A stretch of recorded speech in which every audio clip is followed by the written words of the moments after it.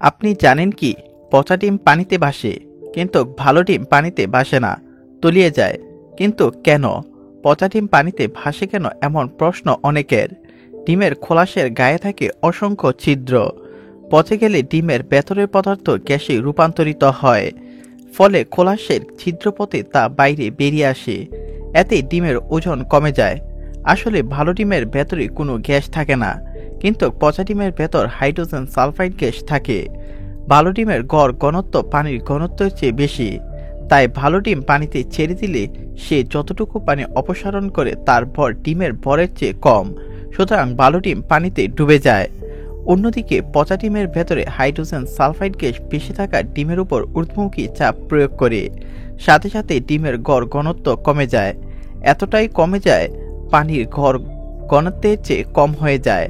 তাই পচা ডিম পানিতে ছেড়ে দিলে সে যে পরিমাণ পানি অপসারণ করে তা পচা ডিমের ভরের চেয়ে বেশি, তাই পচা ডিম পানিতে ভাসে।